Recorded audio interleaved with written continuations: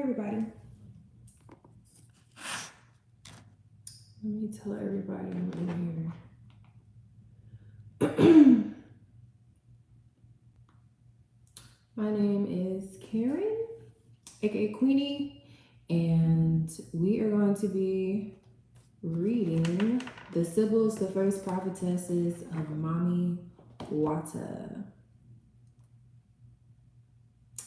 I have previous videos put in a playlist, so if you guys want to catch up with the series, the playlist is on my channel, and the last reading is linked down in the description box.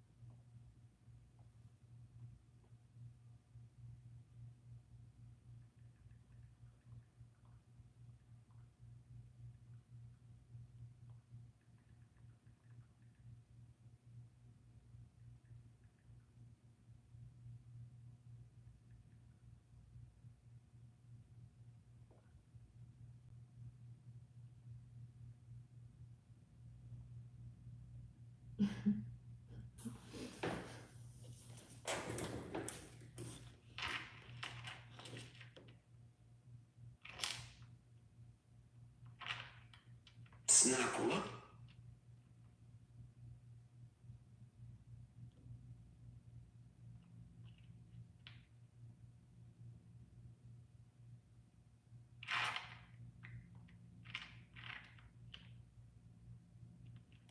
Social media is so draining. Hi to whoever just came in the room. Please like this video, you guys, so it can reach the appropriate audience. It'll help out the algorithm.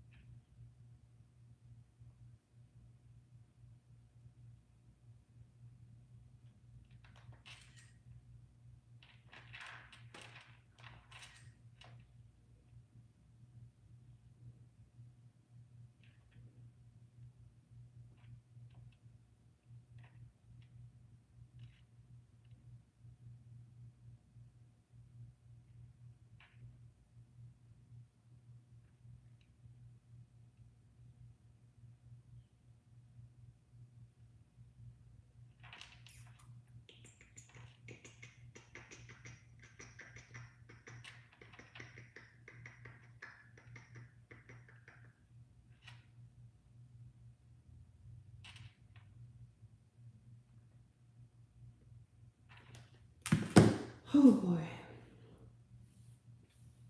So we left off on page 87. So we finished page 87. We're on page 88, where Mama Zagwe is talking about the age of the apostles and the prophecy being over. All future African prophetesses and prophets labeled frauds and heretics. This is some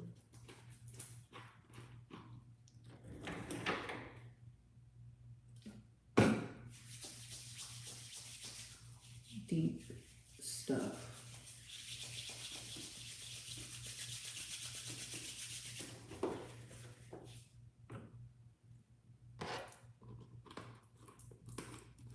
So 6:30 is the timestamp.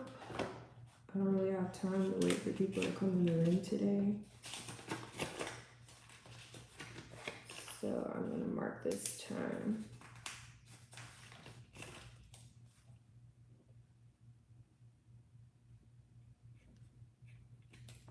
To put down below. Okay.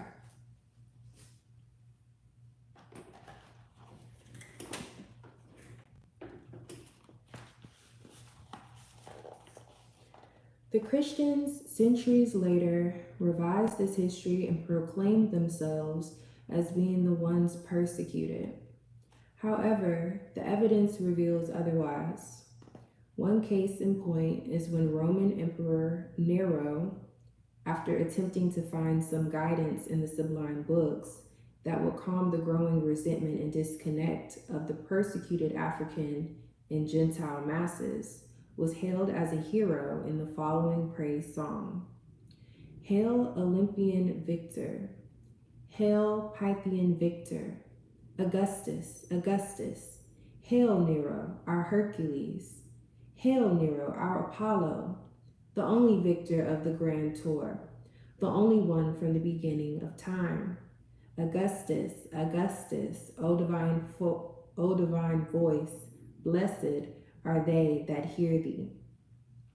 It is so obvious that these proclamations of gratitude and praise are not to Jesus, but rather to the lineage of the African ancestors and Sybil's, including Augustus, who installed the Black Diana as promised to the goddess. In many of the African lore that flourished in Asia Minor and all throughout Greece and Rome, the Black Egyptian Hercules would often be equated with Atlas or with Noah.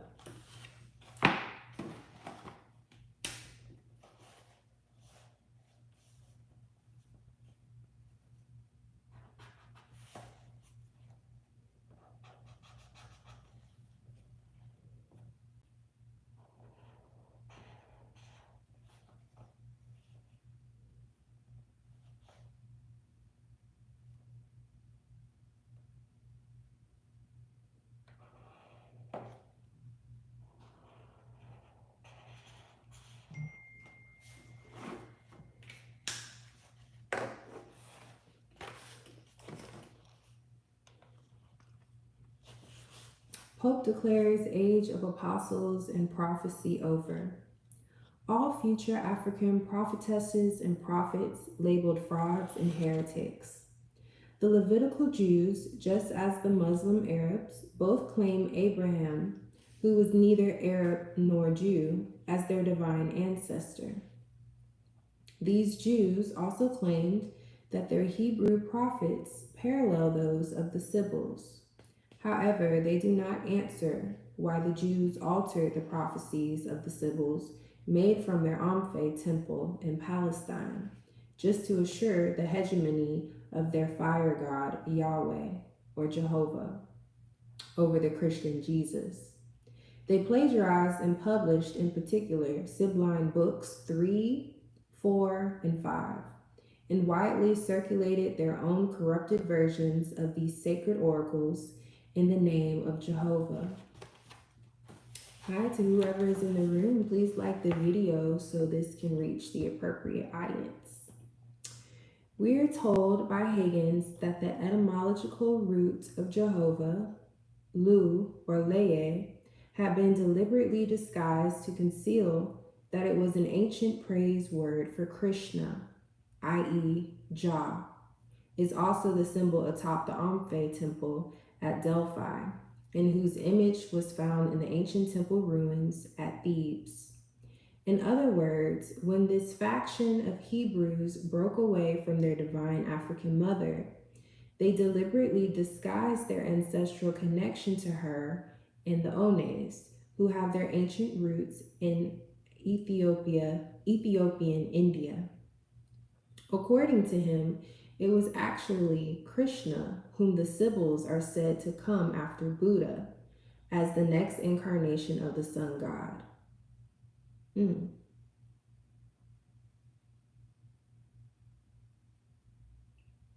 These Jews further altered the oracles and placed into the mouths of their own prophets, proclaiming themselves as the persecuted and chosen people, for whom the divine African mother, now changed to Yahweh or Jehovah, was referencing.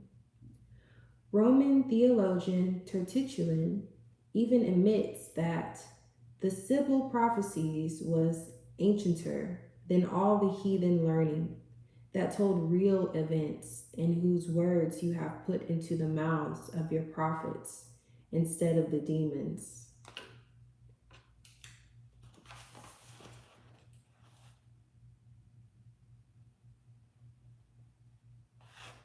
By this time, African deities were, as a rule, referred to as the Christianized daemons or demons, a Greek word actually meaning spirit or familiar.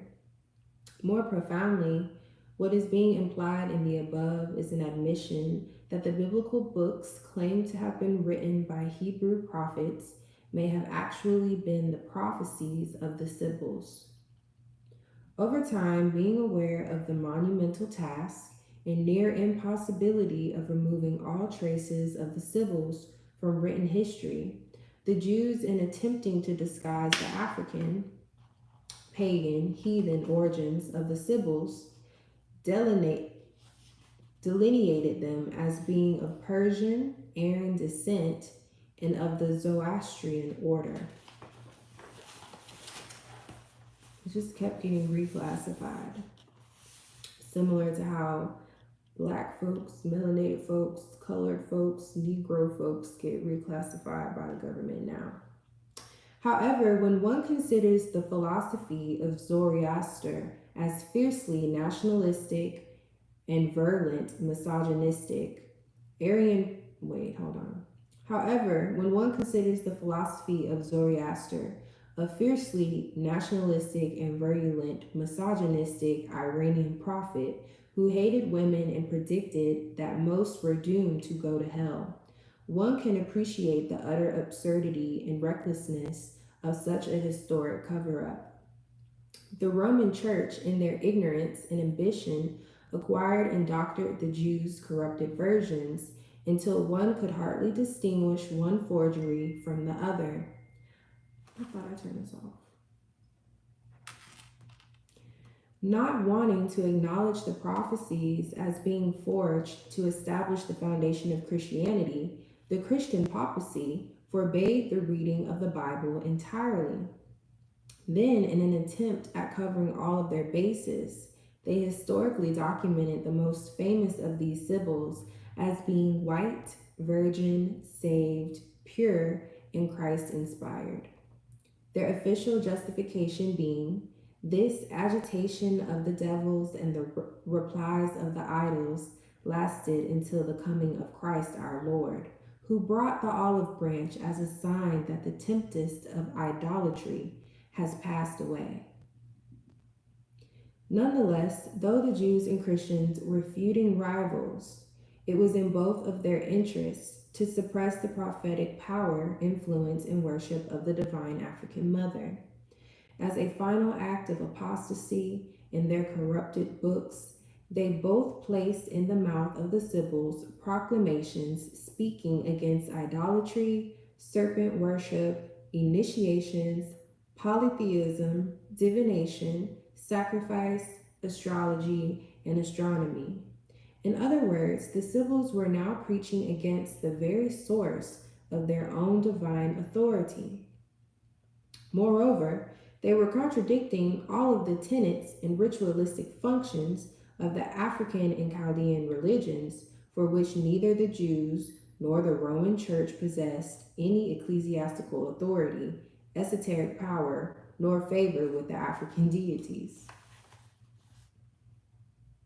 So they made these women go into the clergy, basically, but they took away all of the functions of the original clergy, or they tried to demonize the functions of the original clergy, which is why some Christians that are not practicing the mystic or Gnostic traditions, still demonize divination. They demonize the idea of more than one God or polytheism, and they demonize initiations, they demonize idol worshiping, they demonize sacrifice, they demonize astrology and astronomy. And it's for political reasons, not because they're not actually using any of those methods in their spiritual practice. The church fathers did not stop there. In their revisionist fervor to justify the abrupt absence of no future Sybil prophecies since the death of Christ, these church fathers simply placed in the mouth of the Ithraean Sybil the following proclamation: Why, O Lord, dost thou compel me to still foretell the future, and not rather remove me from this earth to await the blessed day of thy coming? In other words, it was now time to suppress any further prophetic renderings, for Christ has already come and gone, and it had already been written that he would rise again. Ooh, I've heard this so many times.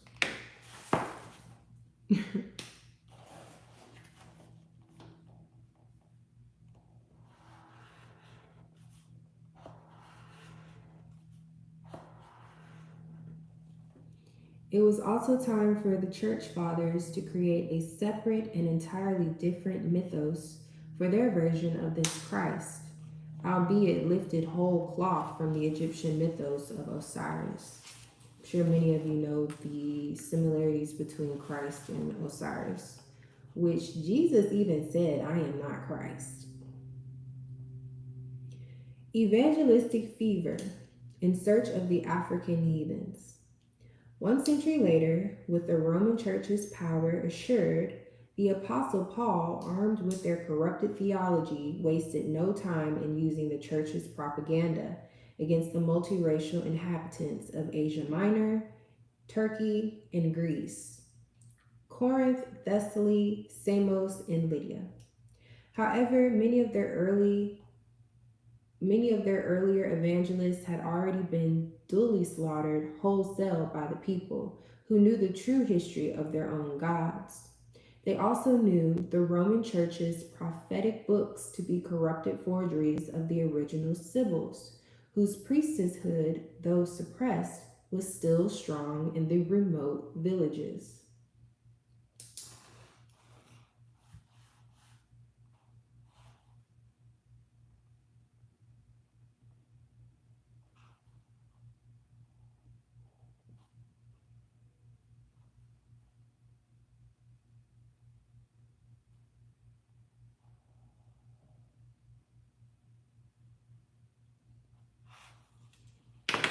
The Africans and others rejected wholesale the naive notion of a virgin birth and a only begotten son and an actual resurrection of the flesh, recognizing these as allegorical references to their traditional sacrificial ceremonies of the sacred kings. Now, I'm also reading I've also been referencing the Women's Encyclopedia of Myths and Secrets, And wherever we see the term virgin, we now know that they're actually referring to um, temple priestesses, being born of a temple priestess, or an HOR. I don't know if I can say it on YouTube. I think I can. I can say whore on here. I think that's actually what they're referring to in the Bible when they're talking about virgins. All of the kings were born of a virgin. That means all of the kings were born of a priestess, a divine ordained priestess. Because there is no kingship without the blessing of the mother. Recognizing these as allegorical references to their traditional sacrificial ceremonies of the sacred kings. A deliberate, well-organized campaign began to discredit, to persecute, and to suppress any further utterances in divine powers or reactionary efforts on the part of the Sybils and African priests who would not submit to the new church's doctrines.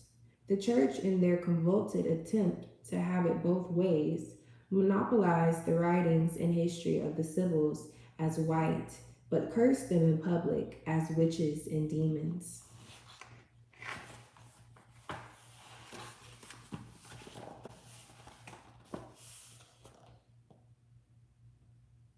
Y'all see this image? My stomach's growling. I hope y'all can't hear it on camera. Hi to whoever's in the room. Please like the video so this can reach the appropriate audience. This figure is an enslaved and persecuted Afro-Roman priestess. The fall of the Black matriarchal sacerdotal power around the world is a history that has never been told. Afro-Roman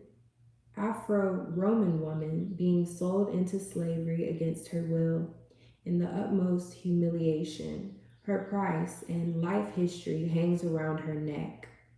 Western historical revisionists and Hollywood have done a superb job in convincing the world that Black Africa's predominance never existed outside of continental Africa. They have alleged that those Africans allowed in camera have always been slaves or servants to a white Roman aristocracy.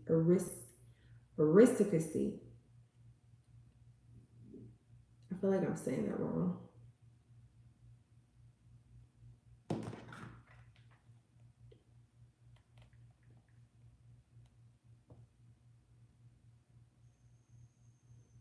I'm gonna look it up. Aristocracy. Aristocracy.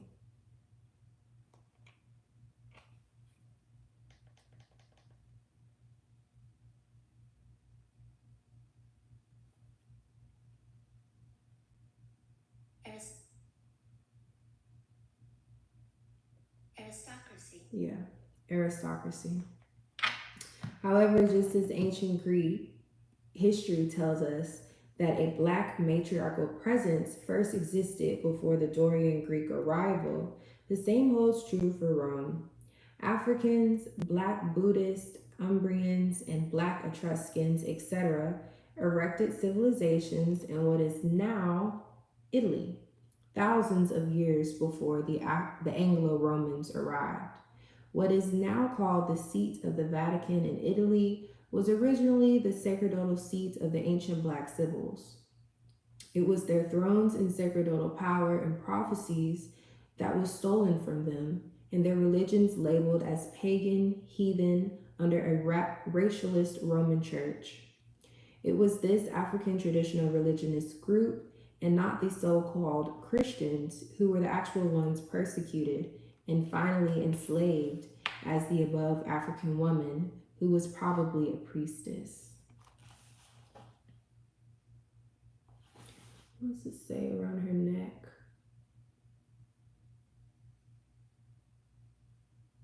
Her price.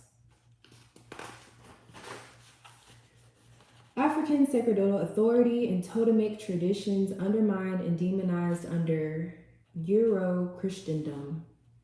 I think I just saw a message. I don't know why this doesn't work. Hi, Sublime Live. How are you? I am so tired today, but I am here. Okay, so it is no secret that the so-called Eleusinian mysteries of Athens, the Pythagorean mystery schools, and many other esoteric African spiritual paths that spread throughout Europe were the cultural celebrations of Mami as Demeter, Sybil, and Ceres. During the European witch trials of the 15th and 16th century, 15th and 17th century, the Roman Imperial Church, keenly aware of this, associated evil and demonology directly with the serpent-worshipping Sibs of these African traditions. It was their votaries and the Sybils that were the first to be persecuted as witches. Though the early church fathers unashamedly consulted the Pythias or Sibyls for prophetic insight and military and strategic direction when it was convenient for them, once they were done, they wasted no time in blaming them and their totems as the center of spiritual corruption, social and moral decay, sexual promiscuity, and evil in Europe. In the scene above, the black grotesque creature is representing probably a Sybil priestess with the ears of a bat and the legs of a goat and the tail of a donkey or dog and the feet of a horse. The majority of the animals are the ancestral totemic manifestations of the clans that these Sibs descend. Disparaging terms such as black magic, black arts, necromancy from negromancy, etc., were all euphemisms for any spiritual practices associated with Africa in general, and the Sibyls and their votaries in particular. For example, the Cumaean Sybil, Hierophile, once worshipped and hailed by the Romans as a divine goddess, is now rewarded with a place in the Old Testament as the Bat Lady or the Witch of Endor.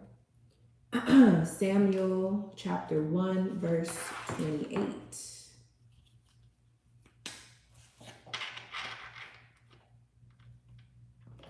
I have to go back and read Samuel chapter 1, verse 28. Hi to whoever is in the room. Please like the video so this can reach the appropriate audience. Hi, Tamla Moore. Amen Ra, Ahamor Nation, Grand Rising Karma. All right, so the Divine Mother, now masculinized as Father, was angered by his chasing the Sibyls, Pythoness, out of the city. The spirits refused to answer him by his own oracles, nor by dreams, nor by the Urim, the Hebrew divination of throwing the knuckle bones of a ram as dice, nor by their Hebrew prophets. The church fathers were not finished because they now attributed all divine prophetic and healing powers only to Christ. Hierophile, being emblematical of the entire African religious tradition, was now demonized. In exposing the hypocrisy and sentiment of the church, he sums it up in the following terms. The first and most illustrious of witches, ancestor, mother, model, prototype, and flawless exemplar of all medieval witches, that venerable Pythoness, the Witch of Endor, was a necromancer. Her special mastership lay in enforcing the appearance of the dead. We see in the fact that she had no difficulty in making the prophet Samuel come out of its tomb. Power or no, he could not escape the dark power of that diabolical woman. The day of doom, final prophecy for Rome.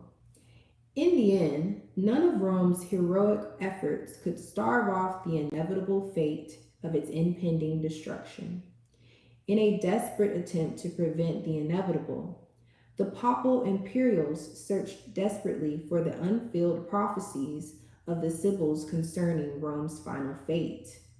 Scrambling aimlessly through the Sibylline oracles, which had by now undergone a total masculinization and Christianization of God, they tripped and stumbled upon a few verses, revealing that die had already been cast. The divine African mother, who now delighted in prophesying their destruction in her final words, had only this to say: thrice 300 years having run their course of fulfillment, Rome by the strife her people shall perish. Rome is doomed to perish, and that indeed by the judgment of God, because it held her name in hatred, and being the enemy of righteousness, it destroyed the people who kept the truth. There shall come to thee some time from above, a heavenly stroke deserved, O haughty Rome, and thou shalt be the first to bend thy neck and be razed to the ground, and thee shall fire, destructive, utterly consume, cast down upon thy pavements, and thy wealth shall perish, and wolves and foxes dwell in thy foundations. And then shalt thou be wholly desolate, as if not born. So basically, Mama came through and was like, this ain't gonna last forever because y'all finna get punishment. That's what that is.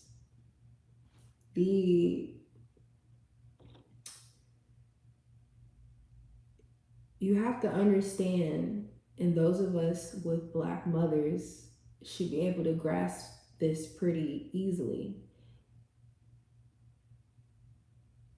You can only play in your mother's face for so long, if you can play at all. Because some mamas don't even have the tolerance for that.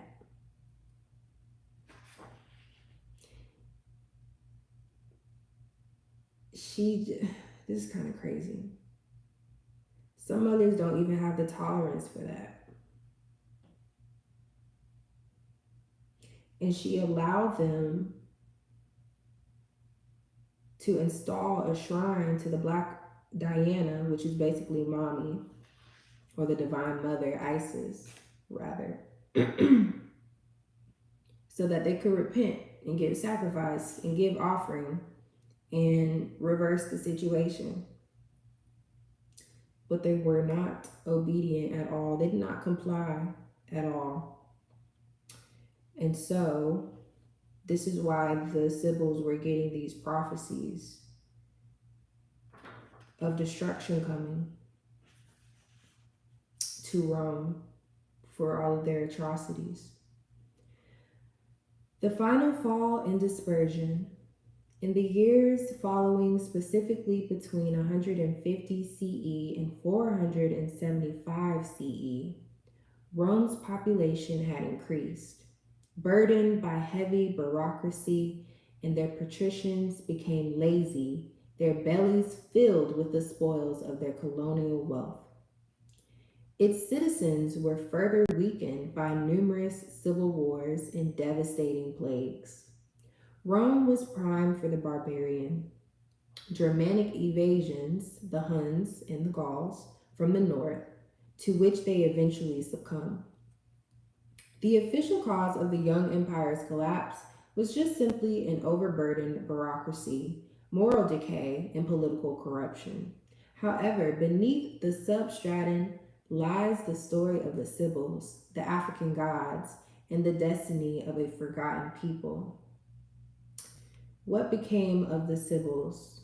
In a final effort to blot out all traces of the ancient African matriarchs and later the patriarchs' undeniable presence and influence in the ancient world, one of the most egregious historical lies disseminated by the imperial church in Rome and continued unchallenged by present-day Western historians is their unproved claim that all of the descendants of the ancient Black Egyptians, Phrygians, Pelasgians, Phoenicians, Canaanites, and Syrians, including their culture, religion, and their languages, are now completely extinct.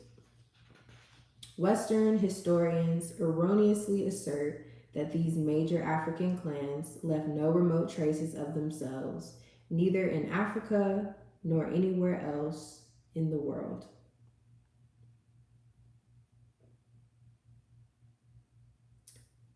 Look at this figure of this woman. Togolese Vodun Amagazi, chief elder, with ancestors. Mercury is retrograding. Because why is my internet going out all of a sudden on this live? Okay. Anyways, the sacred ancestral python has its genesis in Africa, its people, and in their ancient spirituality. The oldest religions and unparalleled sacerdotal mysteries in the world, especially in the Mami Wata tradition. Depending on the ancestral lineage, some priestesses and priests may display a literal serpent, but most Mami priestesses do not.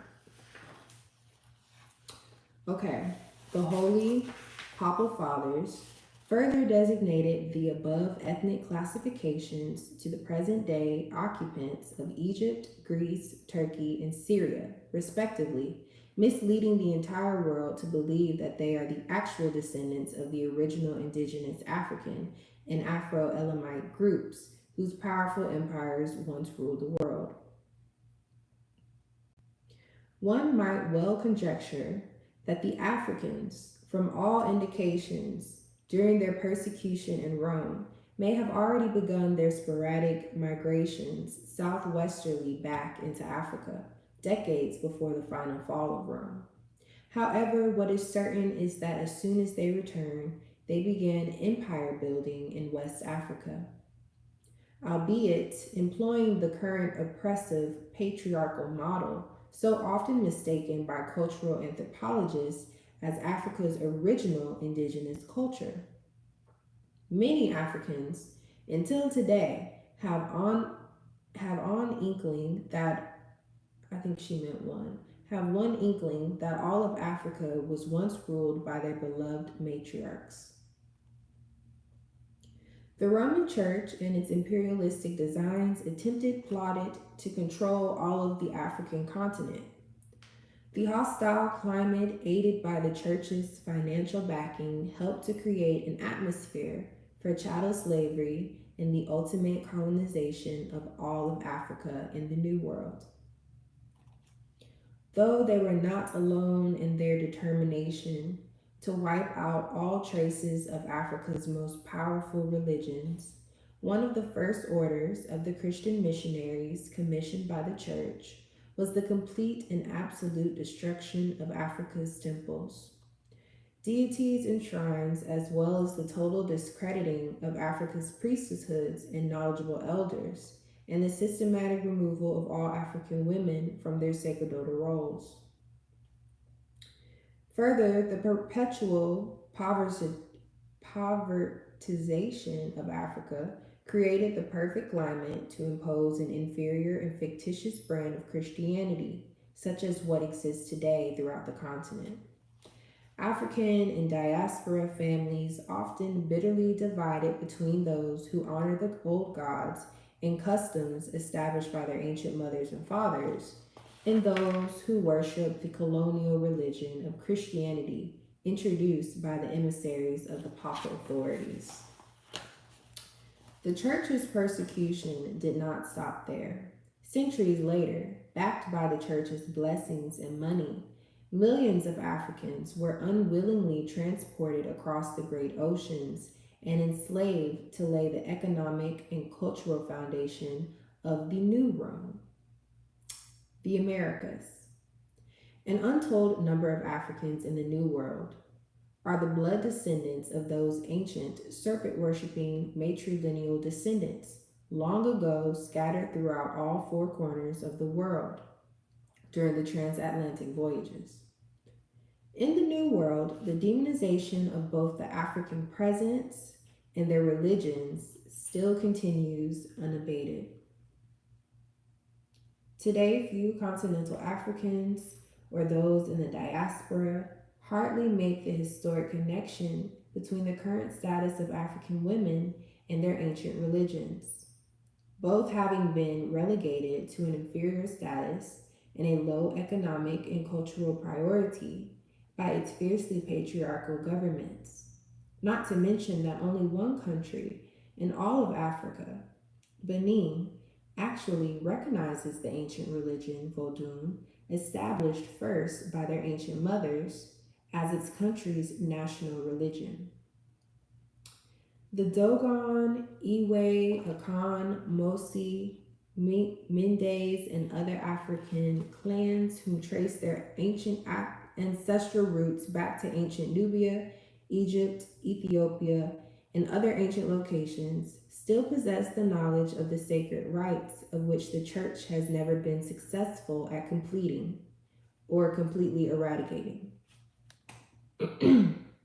In West Africa, the priestesshoods of the Sybils, now known as Mami, Mamisi, Mami Isis, priestess of Isis, and those of the Amnagazis, who call up the dead, those are like the necromancers, still continue unabated within their serpent worshipping Sibs of the Yahweh, Vodun, and elsewhere. Had whoever entered the room. Y'all ain't saying nothing in here. Please like the video, you guys, so this can reach who it needs to reach. Help the algorithm out. My voice is kind of leaving me.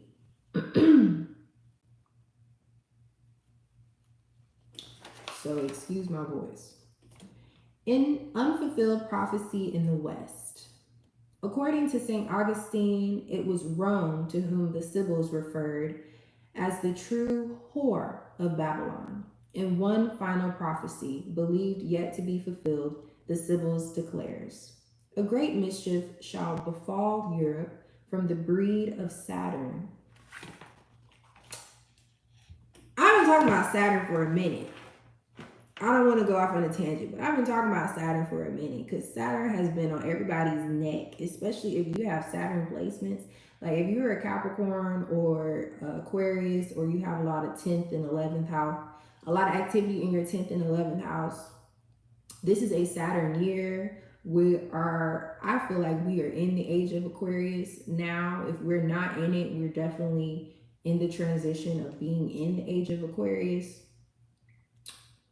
Saturn has been on everybody's necks because Saturn don't play. Saturn is Big Mama. Saturn is the Dark Mother. Saturn is, I was gone and I came back and my house is out of order and now all y'all finna get a whooping. That's Saturn. Saturn is not this, old, creepy looking man that they like to portray. Saturn is the Dark Mother. The mama who don't play. Okay? Anyways, so she says, "A great mischief shall befall Europe from the breed of Saturn, and the offspring of a spurious servant, and they shall conquer strong Babylon, and win all of the countries which the sun shines on. She has been called Queen. She shall be destroyed by extraordinary ruin, and shall not give laws to her wondering posterity, which is her offspring." I'm going to read this again. "A great mischief shall befall Europe from the breed of Saturn, the children of Saturn, and the offspring of a spurious servant, and they shall conquer strong Babylon, and win of all the countries which the sun shines on. She has been called Queen. She shall be destroyed by extraordinary ruin, and shall not give laws to her wondering posterity," her offspring. Considering today's political climate, one could speculate much from this and not render too far off target. However, what is most important here for the African diaspora, as the benefactor of the divine seed of their gods and ancestors, is that whatever belies the fate of the world, in spite of how Western biblical prophecy has been perverted and corrupted to disguise or exclude African people and others, it is important for them to reconnect back with their own divine self with the utmost expediency by removing the antiquated shackles of mental slavery, the accompanying psychological fear and ignorance. Only then will they begin the important work of restoring the dignity and the respect for their African spirits and ancestors that are cosmo and biogenetically linked to them. Accomplishing this could prove not only beneficial to the world at large, but also might be the greatest cultural, political, and spiritual triumph of all time. I am so sorry. Whew. And every land shall be filled up with thee, and every sea and everyone shall be offended with thy customs. The Sybil of Cumea. Oh, this is heavy. I've read this before, but definitely in parts. And I did a lot of cross-referencing because I have this book, but I also have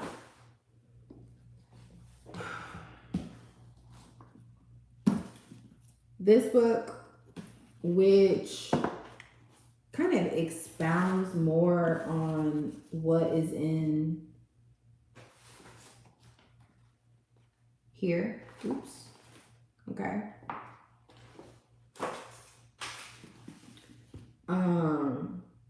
This book is really, this is like if you want to learn more about Wudan and somebody said something on Threads the other day, and I was trying to explain to them that this particular lineage is connected to, it's different than the diasporic traditions of Wudan. So it's not like Haitian voodoo, it's not like the Loas and stuff like that. This is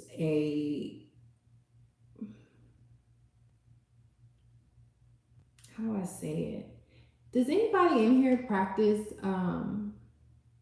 Wudan or know any Mambos?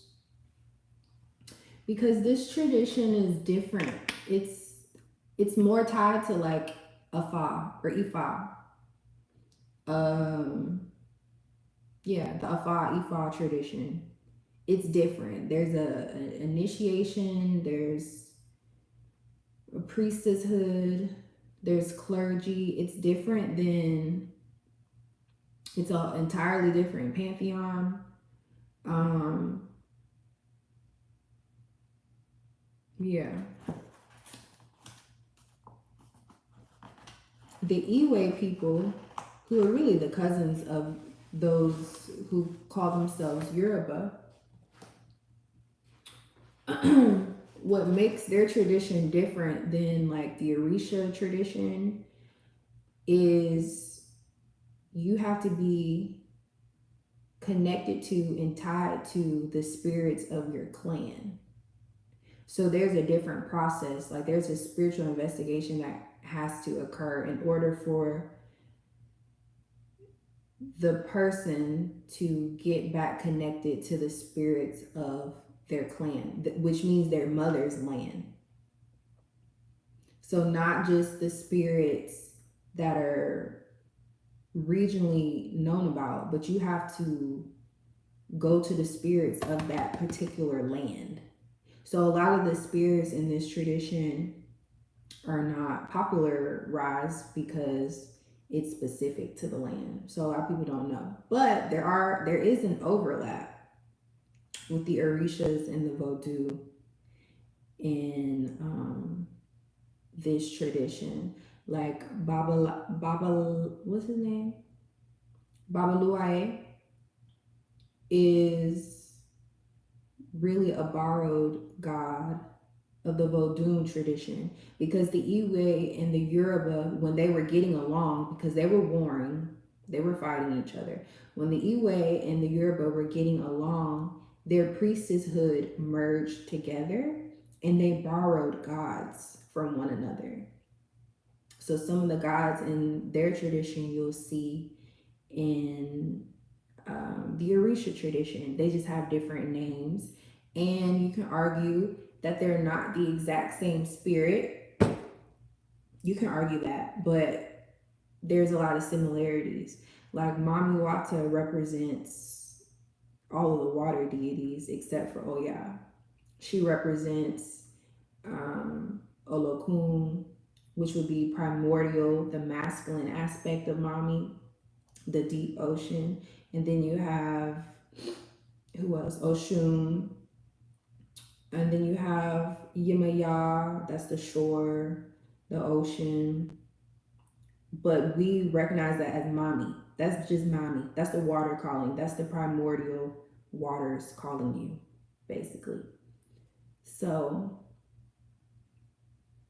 it's interesting. Anyways, y'all ain't got nothing to say in here. Y'all just in here watching.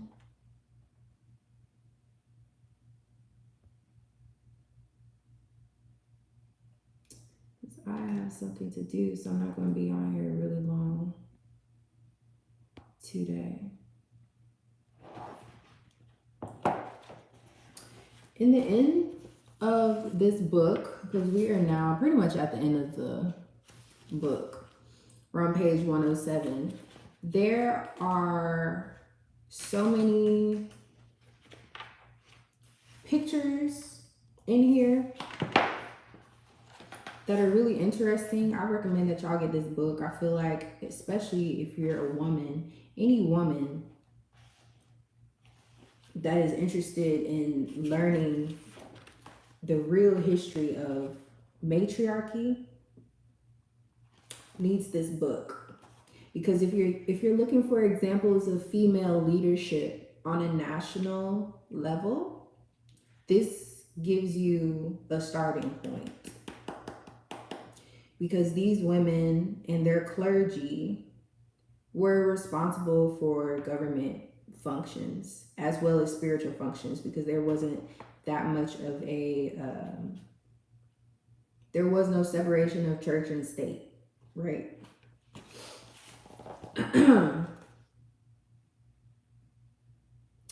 Here we have a picture of the Chaldeans, which were the master astronomers.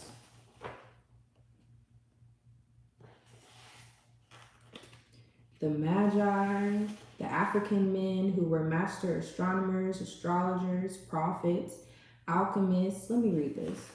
During ancient times, it was the Chaldean priests who manifested materially and mystically the desires of the African gods. They came originally out of ancient Egypt, Nubia, Ethiopia, Syria, Persia, and made their way into Ionia, Asia Minor, and India. Asia Minor is Turkey.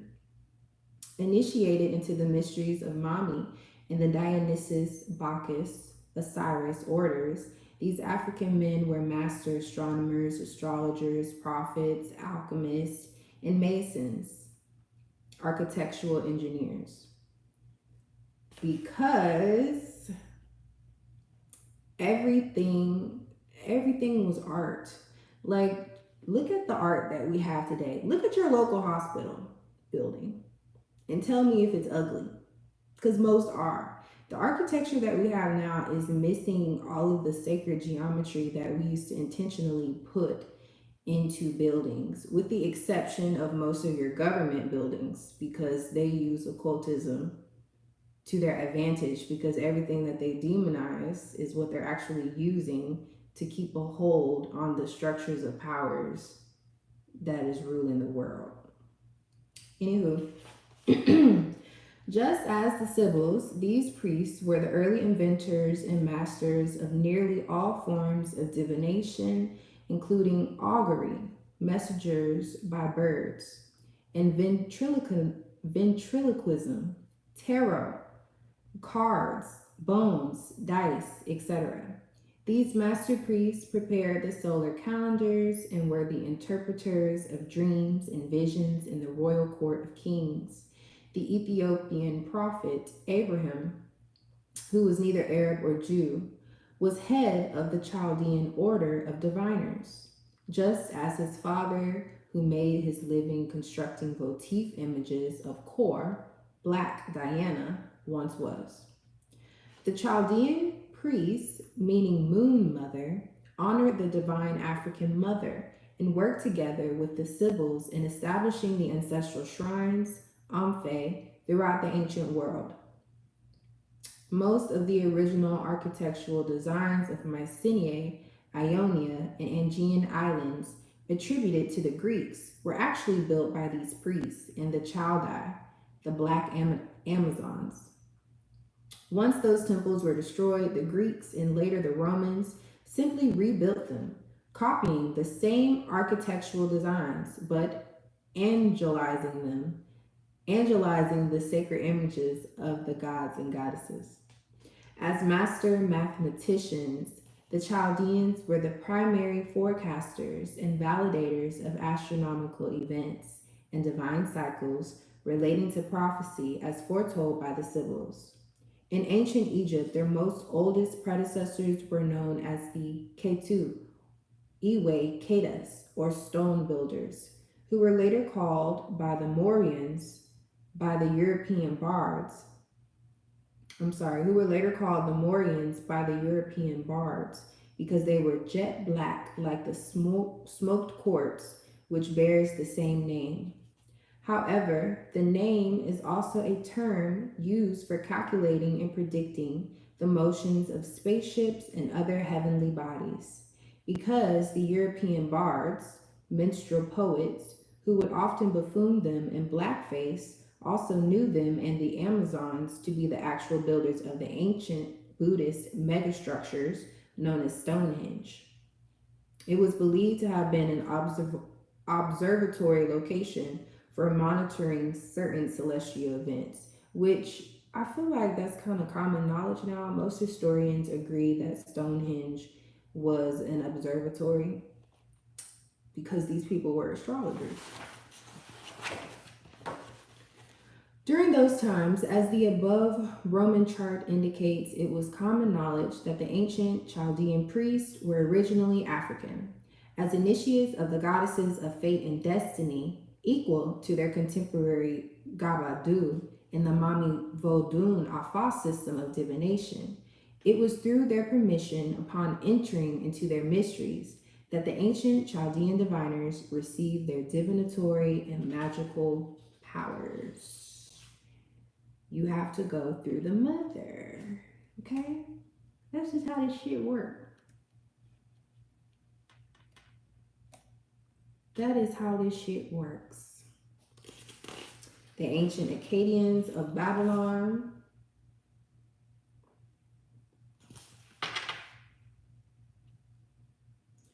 Foresters' recreation based on archaeological evidence. The Black Akkadians covered in sacred white kaolin, the color of death or spirit. It is from these ancient groups that the Chaldean Sybil descends.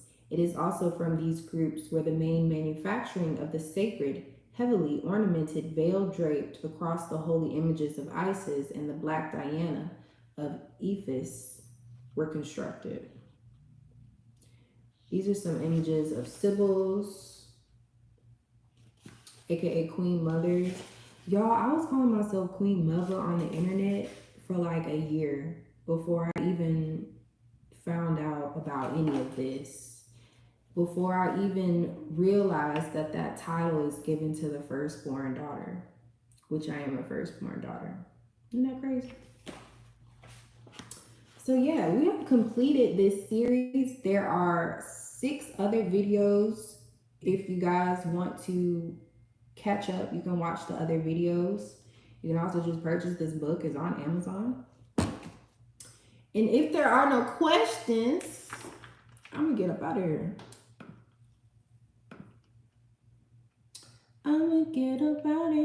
Don't forget to check the Patreon. There are new posts on there. The Patreon is women's only. for women only, but there are 2 new posts up that I put on there this week. I'm not available for readings at this time, but rituals are still going on, and I will see you guys in the next video. Bye bye.